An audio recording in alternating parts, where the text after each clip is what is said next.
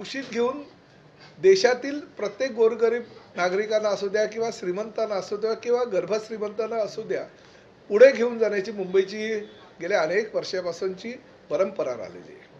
परंतु प्रत्येक राज्याला प्रत्येक राजभाषेचा म्हणजे त्यांच्या भाषेचा अभिमान असणं गरजेचं आहे। तसंच महाराष्ट्राला सुद्धा मराठीचा अभिमान असणं गरजेचं आणि अभिजात भाषेचा दर्जा देशाचे लोकप्रिय पंतप्रधान आदरणीय नरेंद्र मोदी साहेबांनी मराठीला दिलेल्या असल्याकारणानं त्या मराठीचा प्रचार व्हावा, प्रसार व्हावा आणि मराठी सर्वसामान्य दूरवर जगामध्ये पोहोचावी ह्या प्रामाणिक हेतू मनामध्ये ठेवून आम्ही 12 ऑगस्ट 2026 रोजी परिवहन विभागानं जी नवीन कायद्यामध्ये तरतूद केली त्याची अंमलबजावणी आता आम्ही उद्यापासून सुरुवात करतोय।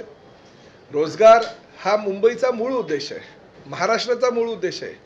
परिवहन खात्याच्या वतीनं जरी कारवाई करण्याची भूमिका आम्ही घेतली तरी कोणाचा रोजगार बुडावा ही आमची भूमिका नाही आहे आणि आम्ही दाखवून दिलेलं आहे की 1,65,600 हे अमराठी रिक्षा टॅक्सी चालकांना आम्ही मराठी शिकवलं। म्हणजे कोणाजवळ कोणाच्या पोटावर किंवा कोणाच्या रोजीरोटीवर गदा आणण्याचा आमचा मुळीच प्रयत्न नाही आहे।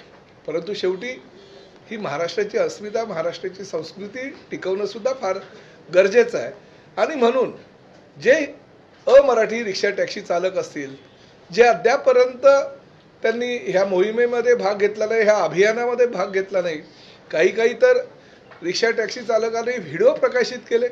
व्हिडिओ प्रकाशित करून आपको जो करना है वो करो, परिवहन मंत्री हम राज्य में मेहनत करेंगे, हम रिक्शा चलाएंगे, हम टैक्सी चलाएंगे, हम पैसा भी कमाएंगे मगर मराठी नहीं सीखेंगे, मराठी नहीं बोलेंगे।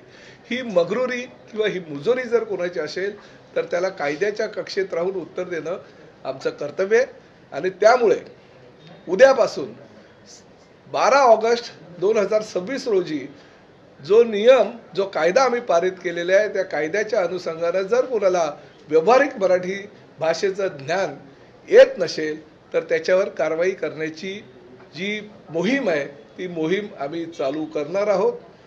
सर्वप्रथम प्रत्येक रिक्षा चालकाला ज्याला मराठीचं व्यावहारिक ज्ञान नसेल त्याला नोटीस देणार। 1 महिन्याच्या नोटीसमध्ये जर त्याला व्यावहारिक मराठी भाषेचं ज्ञान आलं नाही तर त्याचं जो बॅज आहे, जे लायसन आहे ते 3 महिन्यापर्यंत निलंबित करण्याच्या सूचना परिवहनच्या सर्व अधिकाऱ्यांना आम्ही दिलेल्या आहेत।